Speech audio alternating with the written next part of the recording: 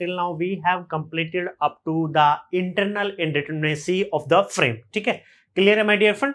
मैंने internal indeterminacy अब तक कैलकुलेट कर लिया था. Now next we have to start how to calculate direct static indeterminacy. जब मैं स्टार्ट कर रहा था मैंने आपको एक मेथड वहां पे ये बताया था कि हम एक्सटर्नल निकाल लें, इंटरनल निकाल लें, दोनों को ऐड कर लें.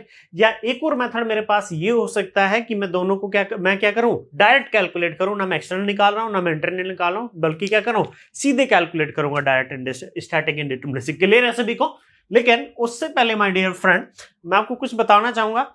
जिन बच्चों के बेटा बेसिकली जो भी डाउट हो, आप ऐप डाउनलोड सभी ने कर रखी है. जिसने ऐप डाउनलोड नहीं की है वो गूगल प्ले स्टोर पे जाओ सबसे पहले, और गूगल प्ले स्टोर से now you go for the Google play store, और गूगल प्ले स्टोर से आपको ऐप डाउनलोड करनी है सबसे पहले. Now app is a swat learning. Swat learning के नाम से ऐप है हमारी, स्वैट लर्निंग. क्लियर है सभी को? ठीक है, इस पे ऐप पे जाना है. ऐप पे आपका मोबाइल नंबर मांगेगा, मोबाइल नंबर के थ्रू आप रजिस्टर करोगे, ओटीपी आएगा, वहां से आप रजिस्टर्ड कैंडिडेट हो जाओगे. क्लियर है सभी को? ऐप में जिन बच्चों के भी डाउट होंगे, जिन बच्चों के डाउट है वो क्या आ जाए, चैट ऑप्शन पे जाना है. उसके जो भी उसका बच्चे का डाउट है वो उस पर लिख सकता है.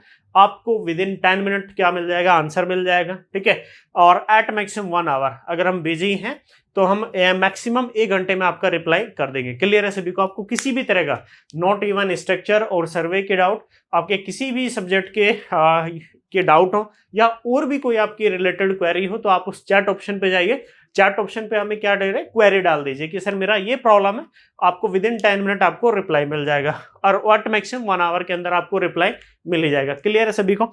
एंड वन मोर थिंग कि कुछ बच्चे पूछ रहे थे कि सर ये अभी सर्वे कंटिन्यू चलेगा, ऐप पे चलेगा. तो बेटा मैं आपको बताना चाहूंगा कि जितने हमारे पेड यूजर्स हैं उन सभी को सर्वे का जो पूरा कंटिन्यू हमारे पास चल रहा है अभी, वो सर्वे का मिलता रहेगा ऐप के थ्रू. ठीक है, अब एक दिन में तो आप सर्वे पढ़ नहीं लोगे कि एक दिन में आप कंप्लीट सर्वे पढ़ लोगे. बेटा हो सकता है आप 1 घंटा पढ़े या 2 घंटा पढ़े, तो उसी के हिसाब से आपको रोज वीडियोस मिलते रहेंगे ऐप पे, कंटिन्यू ऐप पे अपडेट होता रहेगा. ठीक है, और बात रही यूट्यूब की, तो बेटा यूट्यूब पे it is like a crash course, not a full course. जो हमारा यूट्यूब पे चल रहा है ये हमारा एक क्रैश कोर्स है, फुल कोर्स की तरह नहीं है. अगर आपको फुल कोर्स चाहिए तो आपको ऐप पे जाना होगा, और ऐप पे आप वहां पे जाके देख सकते हैं. ठीक है, उसके लिए अपने एक मिनिमम नॉमिनल अमाउंट रखा है, कोई ज्यादा अमाउंट आपके पे नहीं किया जा रहा है वहां से. एंड वन मोर थिंग कि आप कुछ बच्चे पूछ रहे थे कि सर ये हमारे कुछ डाउट्स क्लियर होंगे कि नहीं होंगे. बट आप चैट ऑप्शन पे जाइए, चैट ऑप्शन पे आपके जो भी डाउट है आप वहां पे डालिए, आपको आंसर 100% आंसर मिलेगा. ठीक है, ऐसा नहीं है कि आपको आंसर नहीं मिलने वाला. अगर मेरे सब्जेक्ट से रिलेटेड आपके डाउट है तो मैं आपको रिप्लाई करूंगा वहां पे. अगर त्यागी सर के वहां पे सब्जेक्ट से रिलेटेड आपके डाउट है तो त्यागी सर आपको रिप्लाई देंगे, लेकिन आपको रिप्लाई जरूर मिलेगा. ठीक है, बट आप अकेले नहीं है. We have more than 900 paid user, registered user. हमारे पास 900 से ज्यादा अभी रजिस्टर्ड यूजर्स हैं, और ए लॉट्स ऑफ पेड यूजर्स आए. हमारे पास पेड यूजर्स भी काफी हैं, अकेले नहीं है. क्लियर बेटा? ठीक है, तो ये सबसे पहले काम करना है. जिसने ऐप डाउनलोड नहीं की है वहां पे आपको गूगल प्ले स्टोर पे जाना है, और वहां से स्वेट लर्निंग ऐप को आप जरूर डाउनलोड करना है. क्लियर है सभी को? चलो अब आगे स्टार्ट करते हैं. एक और चीज मैं आपको बताऊंगा वीडियो स्टार्ट करने से पहले. कुछ जो इससे पहले वीडियोस गई हैं बेटा, उनमें थोड़ा सा इशू था फॉर द क्लैरिटी. आपको क्लैरिटी उतना नजर नहीं आ रहा था. तो बेटा कुछ प्रॉब्लम चल रही थी यहाँ पे दिल्ली में. जो मेरा घर है वो that is basically in the containment zone. तो कंटेनमेंट जोन में था तो चीजें भी थोड़ी प्रॉपर नहीं हो पा रही थी. थोड़ा लॉकडाउन की वजह से फंसे हुए थे हम लोग. तो धीरे धीरे चीजें सुधर जाएंगी. और जो भी मेरा चला गया, एक और प्रॉब्लम रिसेंटली चल रहा है कि आपका जो यूट्यूब ने किया हुआ ना, तो यूट्यूब पे मैक्सिमम क्वालिटी 480 तक जा सकते हैं. अभी आप अगर मोबाइल पे खोलते हैं तो मोबाइल पे यूट्यूब ने क्या किया हुआ, डेट इज ऑफ 480 पे आप मैक्सिमम क्लैरिटी देख सकते हैं. लेकिन मैं इसका भी एक सोल्यूशन मेरे पास है कि आप यूट्यूब की बजाय आप हमारी ऐप पे जाइए. ऐप पे आप किसी भी मोड पे चला जा सकते हैं. ठीक है, ऐप पे we have up to the clarity 1080.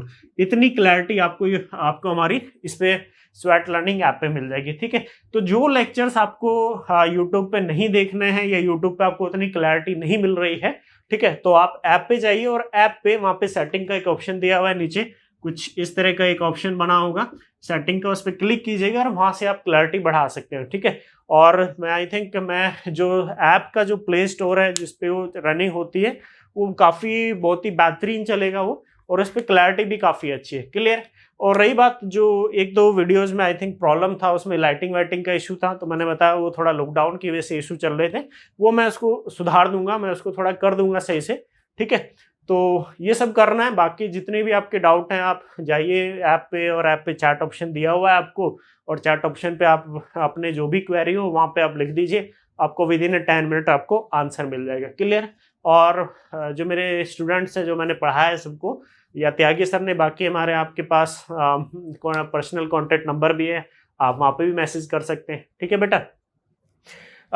ठीक है, ये हो गया। और एक और बात, उसमें मैंने अपने जो ऐप है उस पर मैंने कुछ अभी नोट्स अपडेट किए थे, स्टील के किए थे, and in one coming days 1 और 2 डेज में मैं कुछ और नोट्स भी लाइक इरिगेशन, हाइड्रोलॉजी, इन सब के नोट्स भी अभी क्या करवा अपडेट कराऊंगा, और जो भी हमारे पास हो पाएगा, जो भी आपके सब्जेक्ट्स चलेंगे उनके नोट्स जो हैं प्रॉपर आपके वहाँ पे ऐप पे अपडेट हो सकते हैं, वो उनका कोई चार्ज नहीं है, वो फ्री ऑफ कॉस्ट, आप जा सकते हैं वहाँ से और वहाँ से डाउनलोड कर सकते हैं, क्लियर है सभी को, ठीक है। और जो भी डाउट हो, जो भी किसी का डाउट होगा, आप सीधे जाइए चैट ऑप्शन पे, वहां पे मैसेज डालिए, वो मैसेज केवल आपके और कंसर्न फैकल्टी के बीच में रहेगा, वो वहां पे पब्लिकली ओपन नहीं होगा कि आप सोचे कि सब बच्चों के बीच में क्लियरली ओपन होगा, नो, वो केवल जो मैसेज होगा आपका चैट का पर्सनल, वो कंसर्न फैकल्टी के बीच में और आप ही के बीच में केवल होगा, ठीक है, क्लियर है सभी को।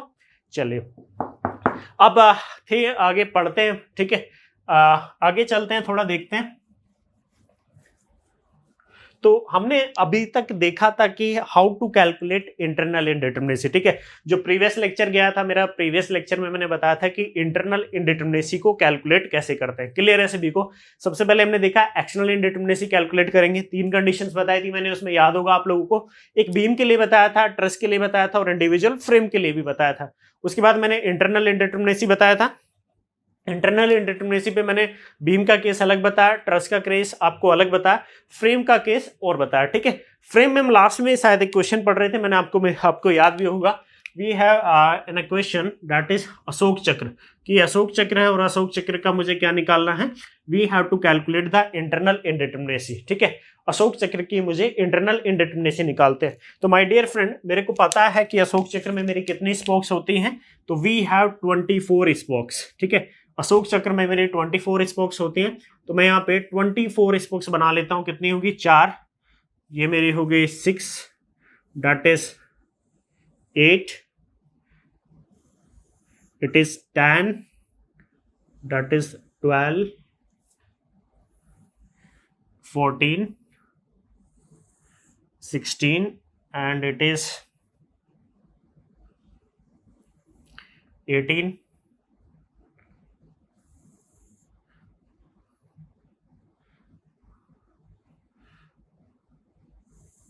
that is 1 2 3 4 5 6 7 8 9 10 11 12 1 2 3 4 5 6 7 8 9 10 11 12 13 14 15 16 17 18 19 and 20. We have 20 spokes till now, and this is the 22 I think, and it is coming out to be 24 spokes, ठीक है। बट मेरे पास ये 24 स्पोक्स हो गए, क्लियर है सभी को पता है कि अशोक चक्र के अंदर 24 स्पोक्स होती है। इस स्ट्रक्चर का मुझे क्या कैलकुलेट करना है my dear friend, we have to calculate the degree of internal indeterminacy, ठीक है। ये मेरा एक फ्रेम है, मैं फ्रेम के केसेस पढ़ा रहा हूँ, तो फ्रेम का यहाँ पे डिस्कस करेंगे। तो मैंने यहाँ पे बताया था आपको कि मेरे क्या होती है degree of internal indeterminacy, it is coming out to be of 3c minus R dash, clear है सभी को। सी क्या होते थे कि मेरे रिजिड क्लोज सेल को ओपन करने के लिए आपके कितने कट लगेंगे, ठीक है। तो मेरी कितनी रिजिड क्लोज सेल्स हैं यहाँ पे काउंटिंग कर सकते हैं, it is 1 2 3 4 5 6 7 8 9 10 11 12 13 14 15 16 17 18 19 20, 21, 22, 23, 24. There are the 24 internal. ये मेरी 24 क्या है, रिजिड क्लोज सेल है, और एक मेरी ऑल्टर क्लोज सेल भी होती है. ठीक है, अगर मुझे इन सबको ओपन करना है तो बेसिकली मैं कट कैसे लगा सकता हूँ. एक कट ये लगाया, दूसरा, तीसरा, चौथा, पांचवा, छठा, 7th, 8, 9, 10, 11, 12, 13, 14, 15, 16, 17, 18, 19, 20, 21, 22, 23 एंड 24. जितनी मेरी सेल्स हैं सारे क्या हो गए, मेरी ओपन हो गए. तो मैंने कितने कट लगाए माय डियर फ्रेंड, यहाँ पे 24. We have applied the 24 cut.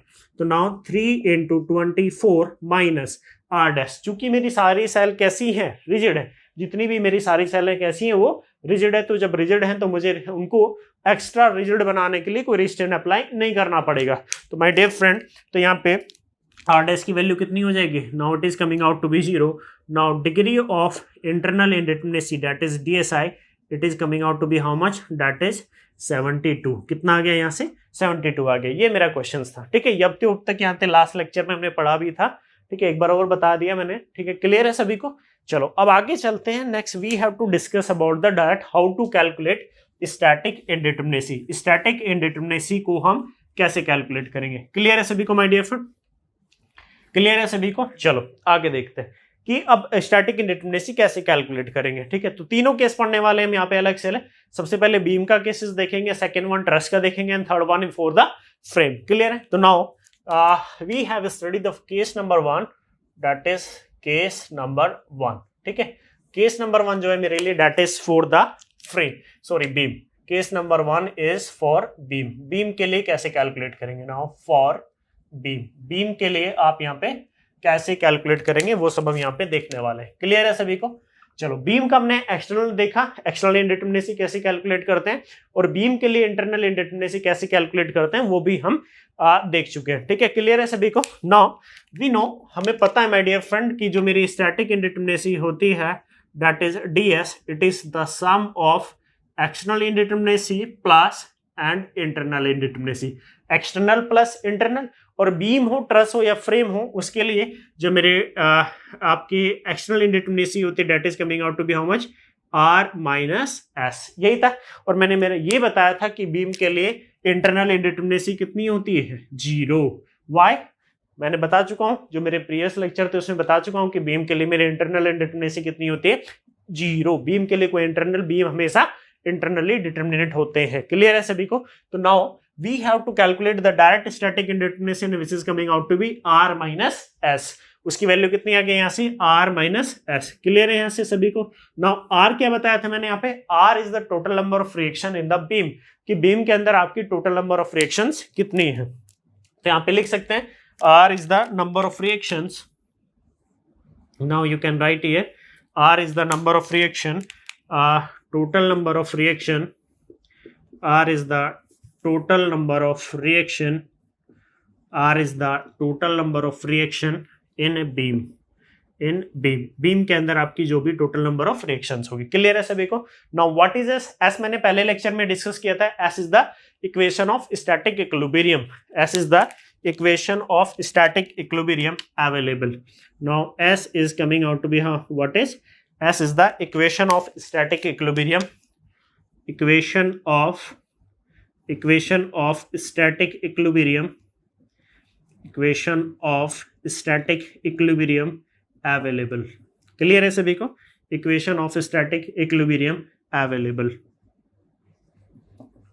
समझ में आया सभी को. चलिए आगे देखते हैं. ठीक है, तो ये मैंने कुछ केसेस वहां पे देखे थे, मैंने कुछ क्वेश्चंस आपको कराए थे प्रीवियस लेक्चर्स में कि R-S, R कोई बीम दिया है, टोटल नंबर ऑफ रिएक्शंस मैंने कैलकुलेट कर लिया, और S मैंने अगर प्लेनर स्ट्रक्चर दी है तो 3 होते हैं, अगर मैंने स्पेस स्ट्रक्चर दी है तो मेरी degree equation of static equilibrium is coming out to be how much, that is 6. Clear है सभी को.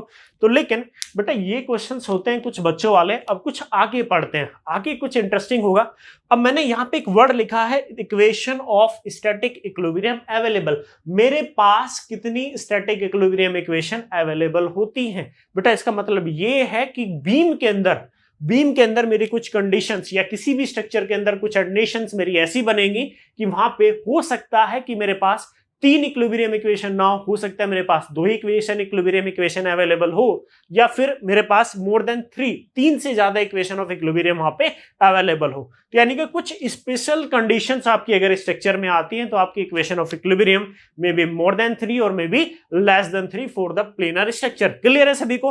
तो यहाँ पे हम कुछ देखने वाले हैं, कुछ मेरी स्पेशल कंडीशन, अभी आपको नोट नहीं करना, सबसे पहले जो भी मैं बता रहा हूँ सीक्वेंस में मैं बताऊंगा आपको नोट कब करना है, ठीक है? तो देखते हैं आगे। Now we have some special condition, now you can write here, now is the special condition, कि मेरी स्पेशल कंडीशंस क्या हो सकती हैं। क्लियर है माय डियर फ्रेंड सभी को कि स्पेशल कंडीशन मेरी क्या होंगी यहाँ से, ठीक है? चलिए देखते हैं स्पेशल कंडीशन के बारे में। अब स्पेशल कंडीशन सबसे पहले मान लो कि आपको बीम दिया है, कोई बी स्ट्रक्चर दिया बीम, और बीम में कहीं आपका एक इंटरनल हिंज आ जाए, बीम के अंदर आपका क्या आ जाए, internal hinge. Now this is the condition number 1, this is the condition number 1। और इसी बेटा ये सिंबल किसका होता है, this is the symbol of internal hinge. मैं लिख देता हूं यहाँ पे, this is the symbol of internal hinge. Clear है सभी को? अगर बीम के अंदर या किसी भी स्ट्रक्चर के अंदर आपका कोई इंटरनल हिंज आ जाए तो बेटा इंटरनल हिंज की प्रॉपर्टी होती है कि वो मोमेंट को ट्रांसफर नहीं करता। बीम के इसी भी स्ट्रक्चर के एक सेगमेंट से दूसरे सेगमेंट को मोमेंट को ट्रांसफर नहीं होने देगा। क्लियरली यानी कि मेरा जो इंटरनल हिंज पे जो मोमेंट होता है that is coming out to be how much, 0। कितना होता है माय डियर फ्रेंड, 0। देखो इंटरनल हिंज में होता क्या एक्चुअली में, देखो मान लो ये 2 स्ट्रक्चरल मेंबर है, ठीक है? ये मेरे पास कुछ 2 स्ट्रक्चरल एलिमेंट है, ये और ये, इन दोनों को मुझे इंटरनल हिंज से कनेक्ट करना है। तो माय डियर फ्रेंड मैं क्या लूंगा, एक प्लेट मैंने यहाँ पे ली, इनके आगे वाले पोर्शन पे लगाऊंगा, एक प्लेट मैंने पीछे लगाई, और यहाँ पे भी मैं बोल्टिंग कर दूंगा, यहाँ पे भी बोल्टिंग कर दूंगा, ठीक है? दोनों मेंबर्स ना हॉरिजॉन्टली मूव कर सकते हैं ना वर्टिकली, केवल क्या कर सकते हैं, केवल रोटेशनल इक्विलिब्रियम पॉसिबल होता है। दोनों मेंबर्स पे मेरा क्या होता है, रोटेशनल इक्विलिब्रियम पॉसिबल होता है, यानी कि एक मेंबर से दूसरे मेंबर में मेरा मोमेंट ट्रांसफर नहीं हो सकता। क्लियर है सभी को? तो एक मोमेंट अगर बीम के अंदर, बेटा बीम के अंदर आपका कहीं इंटरनल हिंज आ जाए तो इसका मतलब ये हुआ कि मुझे वो एक एडिशनल इक्विलिब्रियम इक्वेशन प्रोवाइड कर रहा है। कौन सी कोई एडिशनल इक्विलिब्रियम इक्वेशन है वो my dear friend, that is moment is 0 at the internal hinge. तो यहां हम एडिशनल इक्विलिब्रियम इक्वेशन की अगर बात करेंगे तो एडिशनल इक्विलिब्रियम इक्वेशन को हम रिप्रेजेंट करते हैं बेटा एस प्लस। क्लियर है? आगे से जितनी भी मेरे एडिशनल इक्विलिब्रियम इक्वेशन होंगे उसको हम कैसे रिप्रेजेंट करने वाले हैं, एस प्लस से। Now we have the internal hinge, और मुझे पता है कि इंटरनल हिंज के लिए कितनी एडिशनल इक्वेशन होंगी मेरी, that is 1 and it is equal to m equal to 0, यानी कि मेरा मोमेंट कितना होता है उस पे, 0 होता है। क्लियर है सभी को? Now s plus is equal to how much value, that is 1 and it is that is m equal to 0। Clear है माय डियर फ्रेंड सभी को? चलो ये थी मेरी पहली स्पेशल कंडीशन, ये आपको स्पेशली नोट करके रखनी है सबको। क्लियर है? Now we have gone through the second condition. Now second condition, मान लो किसी बीम के अंदर कुछ मेरा ऐसा अरेंजमेंट है, किसी बीम के अंदर मेरा कुछ इस तरह का अरेंजमेंट है, यानी कि मेरा एक मेंबर है, किसी भी स्ट्रक्चर के अंदर मेरा एक मेंबर है, that is member A B. ये मेरा एक मेंबर है ए बी। तो बेटा एक बात याद रखना, स्ट्रक्चर के अंदर अगर किसी कोई भी मेंबर, अगर स्ट्रक्चर के अंदर कोई भी मेंबर अपने दोनों एंड पे, अगर कोई भी मेंबर अपने दोनों एंड पे इंटरनल हिंज से कनेक्ट है, अगर किसी भी स्ट्रक्चर में कोई मेंबर दोनों एंड पे इंटरनल हिंज से कनेक्ट है और कहीं भी इंटरमीडिएट लोकेशन पे कोई लोड नहीं लगा हुआ, इंटरमीडिएट लोकेशन का मतलब है ए और बी के बीच में उस मेंबर पे कहीं लोड नहीं लगा, तो ऐसे मेंबर को हम बोलते हैं link. We call it link. ऐसे मेंबर को हम क्या बोलते हैं बेटा, link. We call it link and link have only the axial force. और उन मेंबर के अंदर क्या होता है बेटा, केवल एक्सियल फोर्स होते हैं। क्लियर है सभी को? अगर कोई भी मेंबर अपने दोनों एंड पे इंटरनल हिंज से कनेक्ट है और इंटरमीडिएट लोकेशन पे कहीं लोड नहीं लगा, तो ऐसे मेंबर को हम बोलते हैं link and link carry only axial force. Clear है माय डियर फ्रेंड? तो माय डियर फ्रेंड मुझे ये बताओ कि जो लिंक होते हैं, लिंक पे मेरे कितने इंटरनल हिंज हुए, 2। एक ए एंड पे हुआ और दूसरा बी एंड पे हुआ। और मुझे ये पता है कि एक इंटरनल हिंज मुझे कितने एडिशनल इक्विलिब्रियम इक्वेशन देता है, एक। कौन सी? कि मोमेंट 0, यानी कि इस पार्ट से इस पार्ट में मोमेंट ट्रांसफर नहीं होगा, ना ही इस पार्ट से इस पार्ट में मेरा मोमेंट ट्रांसफर होगा। तो मैं ये कह सकता हूं कि एक एडिशनल इक्विलिब्रियम इक्वेशन मुझे यहां से मिलती है और एक एडिशनल इक्विलिब्रियम इक्वेशन मुझे यहां से मिलती है। तो total additional equilibrium equation for the link is coming out to be how much, 2। Now total additional equilibrium equation is कितनी हो गई लिंक के लिए, दैट इज 2। कौन कौन सी माय डियर फ्रेंड, दोनों मोमेंट क्या होंगे मेरे जीरो, इस एंड पे मोमेंट जीरो और इस एंड पे भी मेरा मोमेंट क्या होगा जीरो होगा। क्लियर है, समझ में आया? तो यहाँ पर डेफिनेशन भी हम नोट कर सकते हैं। You right a definition of link, आपको नोट करनी है ये definition. If A member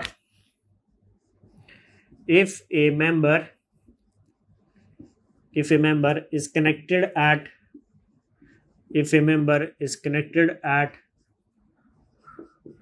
both the end, if a member is connected at both end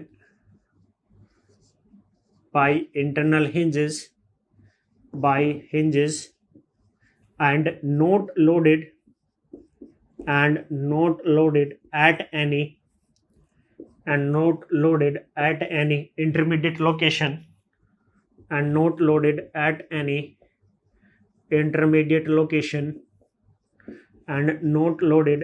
intermediate location then such kind of member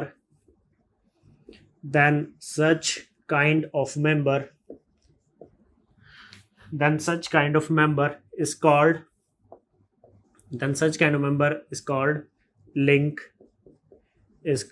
link. ठीक है, और लिंक की एक property होती है कि लिंक केवल एक्सियल फोर्स को कैरी करते हैं। ठीक है, तो मैं यहां पे लिख सकता हूं, एक पॉइंट इसमें लिख लेना यहां पे कि link carry only axial force.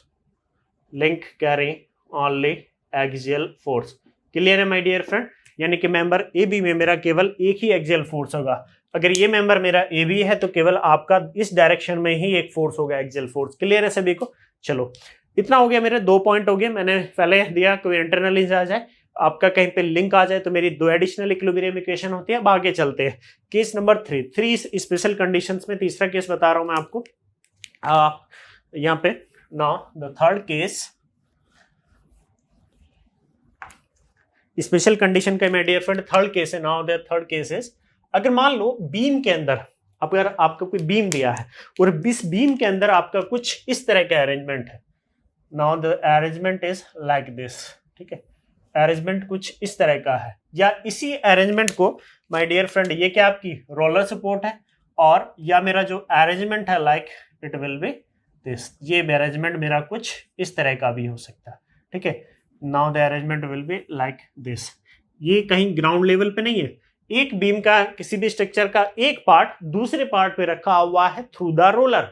ये बेटा जमीन पे नहीं है, ये आपके ना ही ग्राउंड पे, ये मैंने कोई ग्राउंड के सिंबल नहीं बनाया, वो आपके ग्राउंड पे नहीं है। एक पार्ट दूसरे पार्ट पे स्टे रखा हुआ है, लेकिन किसके थ्रू द रोलर सपोर्ट। तो इस कंडीशन में माय डियर फ्रेंड मुझे पता है कि, अब मुझे ये बताओ कि मेरी कौन कौन सी एडिशनल इक्विलिब्रियम इक्वेशन होती है। एक बात तो मुझे पता है माय डियर फ्रेंड कि इस कंडीशन में मेरा मोमेंट क्या होगा, जीरो होगा। इस कंडीशन में मेरा एक तो क्या होगा, moment is zero, moment is coming out to be zero, क्योंकि मेरी रोलर सपोर्ट पे मेरा मोमेंट कितना होता है, हमेशा जीरो होगा। एक एडिशनल इक्विलिब्रियम इक्वेशन तो आपको ये प्रोवाइड हो रही है। सेकंड कंडीशन, मुझे ये बताओ ये स्ट्रक्चर के दोनों सेगमेंट, ये वाला पार्ट, लेफ्ट वाला पार्ट और राइट वाला पार्ट, दोनों इक्विलिब्रियम में तभी रहेंगे जब वर्टिकली किसमें रहेंगे, इक्विलिब्रियम में। अगर ये वर्टिकली इक्विलिब्रियम में नहीं है तो मेरा स्ट्रक्चर क्या कर जाएगा माय डियर फ्रेंड, कोलैप्स कर जाएगी। तो उस कंडीशन में मुझे ये पता है कि समेशन वर्टिकल रिएक्शन का समेशन कितना होना चाहिए, summation of vertical reaction is should be zero. तो these are the 2 additional equilibrium equation for that condition. इस कंडीशन के लिए मेरी कितनी एडिशनल इक्विलिब्रियम इक्वेशन होने वाली है my dear friend, 2। So S plus is coming out to be how much? That is 2. First one is the moment is 0 and second one is summation of vertical reaction at that point should be 0. वो भी कितना होना चाहिए, 0 होना चाहिए। Clear है सभी को? तो इस तरह का अरेंजमेंट आए तो एक एडिशनल इक्विलिब्रियम इक्वेशन होंगे। ठीक है, अगर इस तरह का अरेंजमेंट आए तो दो एडिशनल इक्विलिब्रियम इक्वेशन होंगे। अगर इस तरह का अरेंजमेंट आता है तो मेरी कितने एडिशनल इक्विलिब्रियम इक्वेशन होने वाली है, यहाँ पे भी 2। क्लियर है सभी को? तो जो मैं मेरी मॉडिफाइड, अब मैं ये बोल सकता हूं कि जो मेरा मॉडिफाइड फॉर्मूला होगा, now the modified formula, now we can write here the modified formula, कि मेरा मॉडिफाइड फॉर्मूला क्या होने वाला है। तो माय डियर फ्रेंड मैं यहां पे बोल सकता हूं ना, degree of static indeterminacy for the beam is coming out to be r minus S plus. ये भी बोल सकता हूं r minus S plus, R again वही होता है, आर क्या है, total number of friction in a beam, कि बीम के अंदर मेरे टोटल नंबर ऑफ फ्रिक्शंस कितनी आ रही है। S is the equation of equilibrium, अगर प्लेनर स्ट्रक्चर दी है तो 3 होती है, और अगर मेरी स्पेस स्ट्रक्चर दी है तो 6 होती है। एस प्लस होंगी मेरी एडिशनल इक्विलिब्रियम इक्वेशन, कि मेरे पास कितनी एडिशनल इक्विलिब्रियम इक्वेशन अवेलेबल है। अगर बीम के अंदर मेरी कुछ स्पेशल कंडीशन आ जाए तो मुझे यहाँ पे एस प्लस की वैल्यू भी याद पुट करनी पड़ेगी। क्लियर है सभी को? तो now we can write S plus is the additional equilibrium equation. Now S plus is the additional equilibrium equation. Now S plus is the additional equilibrium equation. Clear है सभी को कि जो मेरी S प्लस है वो एडिशनल इक्विलिब्रियम इक्वेशन होंगी। Clear है सभी को माय डियर फ्रेंड? चलिए इसको जल्दी से नोट कीजिए, फिर क्वेश्चंस करते हैं कुछ। चलो जल्दी से नोट कीजिए इसको सभी।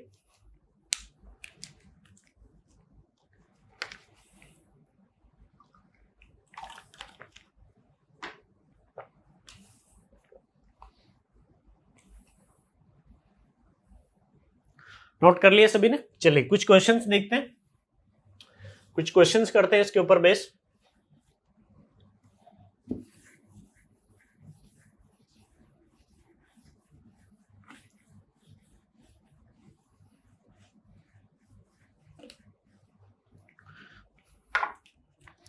फर्स्ट क्वेश्चन, नोट नहीं करना जब मैं क्वेश्चन बताऊंगा आपको। No the first question is, suppose आपको ये कोई बीम दिया हुआ है, it is fix at that, एक कंटिन्यूअस बीम दिया हुआ है।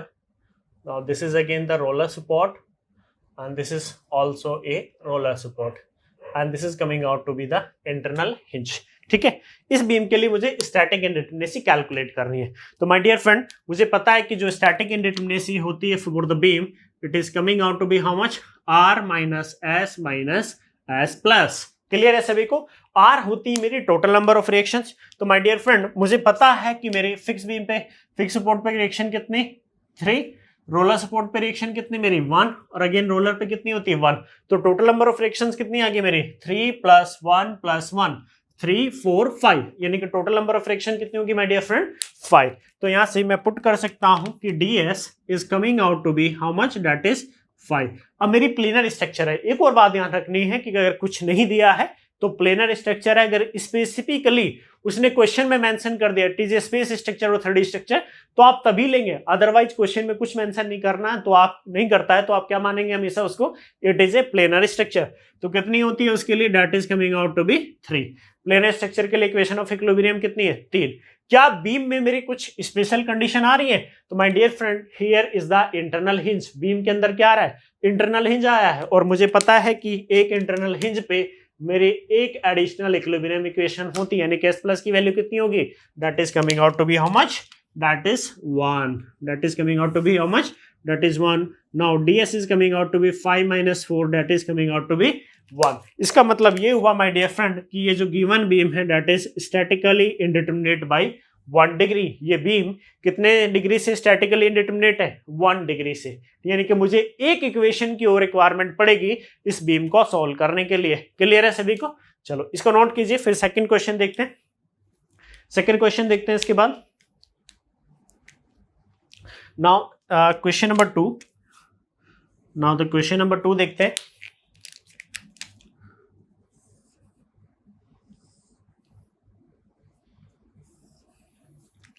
Now the question number 2 is like that.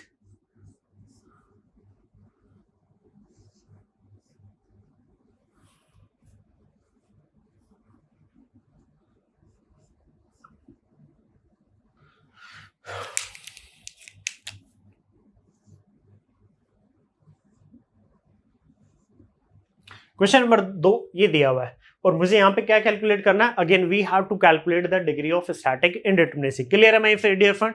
और मुझे ये पता है किसी बीम के लिए जो मेरी स्टैटिक इंडिटरमिनेसी होती है, degree of static indeterminacy ds is r - s plus. ठीक है, क्लियर है सभी को?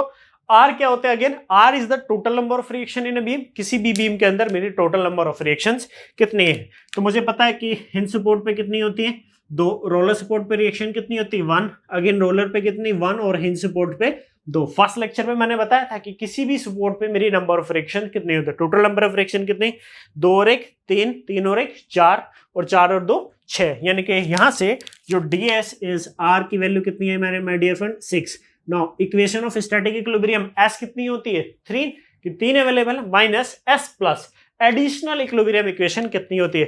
तो माय डियर फ्रेंड ये जो मेंबर दिख रहा है यहां से लेके यहां तक ये क्या है लिंक। मैंने बताया था ना अगर कोई मेंबर, ये इसको नाम दे सकता हूं मैं member, this is the member A B, ये कोई मेंबर नाम दे दिया मैंने ए बी। इस मेंबर ए बी को देखिए जो गिवन कंडीशन है ए बी मेंबर अपने दोनों एंड पे किससे कनेक्टेड है हिंजेस से कनेक्टेड है और इंटरमीडिएट लोकेशन पे उस पर कोई लोड भी नहीं लगा, तो ऐसे मेंबर को हम क्या बोलते हैं लिंक बोलते हैं। And link carry only axial force, और मुझे ये पता है कि एक लिंक मुझे कितने एडिशनल इक्विलिब्रियम इक्वेशन देता है, एक लिंक मुझे 2 एडिशनल इक्विलिब्रियम इक्वेशन प्रोवाइड करता है। और एक इंटरनल हिंज मेरे पास ये हो गया, एक एडिशनल इक्विलिब्रियम इक्वेशन मुझे ये प्रोवाइड करेगा, ये एक एडिशनल इक्विलिब्रियम इक्वेशन देगा, ये लिंक मुझे 2 एडिशनल इक्विलिब्रियम, तो टोटल कितनी होगी 2 + 1 दैट इज 3। तो कितना हो गया माय डियर फ्रेंड 3। तो माइनस s प्लस की वैल्यू कितनी 3। तो now here degree of static indeterminacy is how much that is 0। यहां से जो भी डिग्री ऑफ स्टैटिक इंडिटरमिनेसी आ जाएगी बीम के लिए कितनी आ जाएगी 0। इसका मतलब ये हुआ कि जो B1 स्ट्रक्चर है, जो गिवन बीम है that is statically determinate structure. ये मेरी कैसी स्ट्रक्चर है स्टैटिकली डिटरमिनेट है। क्लियर है सभी को। चलो ये नोट कीजिए, फिर आगे चलते हैं, कुछ और क्वेश्चंस देखते हैं।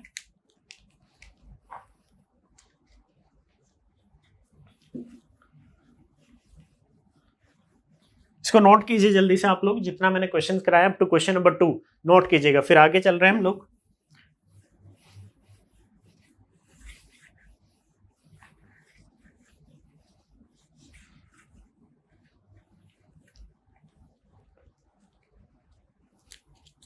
Now next question number 3 note कर लिया ना सभी लोगों ने अप टू क्वेश्चन नंबर 2 तक। चलिए क्वेश्चन नंबर 3 आप लोग खुद से करेंगे इस बार।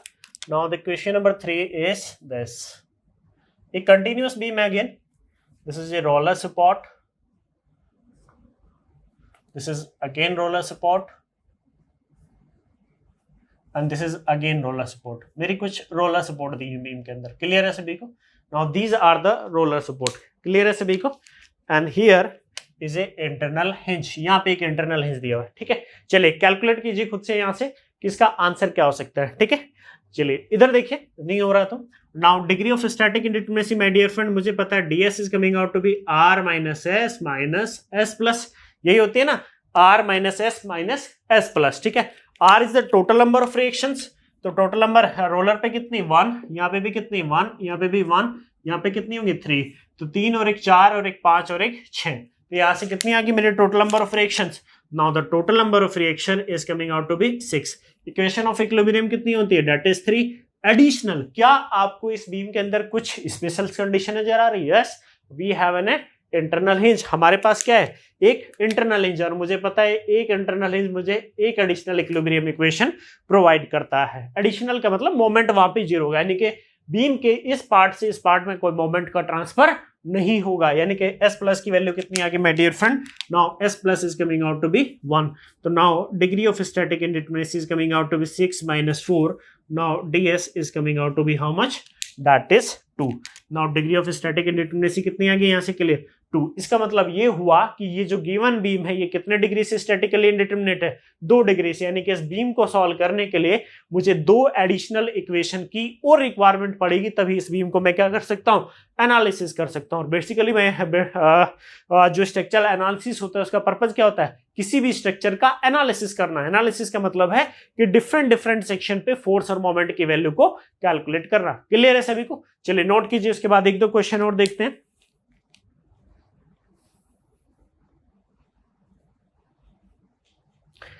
Now we will see 4th question. 3rd question हो गए मेरे 3। अगला क्वेश्चन देखते हैं, question number 4।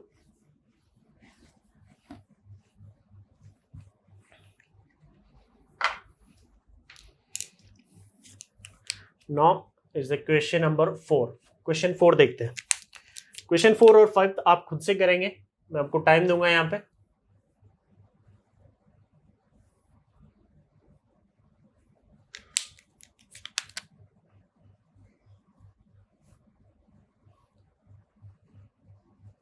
This is the question number 4 and question number 5th। question number 4 कीजिए आप तब तक।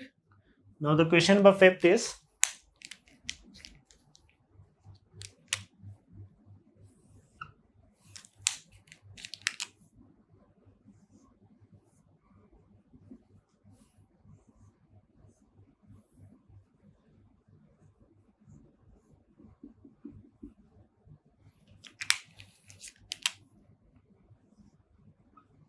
This is the question number 5। तो ठीक है बेटा, कीजिए क्वेश्चन नंबर 4 और क्वेश्चन नंबर 5 ट्राई कीजिए। एक बार नहीं होता तो मैं तो बताने वाला हूं यहाँ पे कैसे सोल्व होगा, आप तब तक ट्राई कीजिए क्वेश्चन नंबर 4 और 5। ठीक है, चलिए कैसे करते हैं अगेन। मुझे पता है किसी भी बीम के लिए जो मुझे इस डायरेक्ट स्टैटिक इंडिटरमिनेसी होती है that is ds, it is coming out to be r minus s plus. Clear है सभी को? r is the total number of friction, fix support है तो r कितना 3, यहाँ पे कितना होगा दैट इज अगेन 3। बेटा ये सपोर्ट नहीं है यहाँ पे, मैंने बताया था these are the specials condition. ठीक है, these are the specials condition. ठीक है, नाउ अब मुझे पता है टोटल नंबर ऑफ फ्रिक्शंस कितनी है, 3 और 3 6। कितनी होगी, 3 और 3 6। Now r is coming out to be that is 6 minus planar structure है तो s की वैल्यू कितनी होगी 3। अब मुझे चेक करना है कि कहीं आपके बीम में कुछ स्पेशल कंडीशन तो नहीं दी हुई। मुझे पता है एक इंटरनल हिंज मुझे एक एडिशनल इक्विलिब्रियम इक्वेशन देता है दैट इज s+1। अगर बीम में कुछ इस तरह का अरेंजमेंट है, एक पार्ट दूसरे पार्ट में थ्रू रोलर सपोर्ट रखा हुआ है, तो ये अरेंजमेंट मुझे कितने एडिशनल इक्विलिब्रियम इक्वेशन देता था 2। क्लियर है माय डियर फ्रेंड? कितने एडिशनल इक्विलिब्रियम इक्वेशन प्रोवाइड करता था 2। तो टोटल एडिशनल इक्विलिब्रियम इक्वेशन कितने हो गए 2 और 1 3, that is it is coming out to be 3। Now it is 3।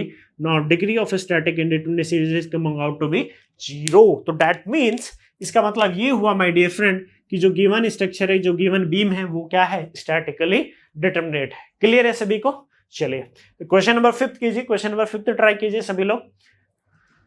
चलिए देखते हैं अगेन मुझे पता है किसी भी बीम के लिए degree of static indeterminacy is coming out to be r minus s plus r minus s plus. r is the total number of frictions, roller support है 1 होगा, यहाँ पे भी रोलर सपोर्ट है 1 होगा, मेरी हिंज सपोर्ट है that is coming out to be 2, यानी कि 2 + 1 3 + 1 4। Now degree of static indeterminacy ds it is coming out to be how much that is 4। Equilibrium equation कितनी है मेरी 3।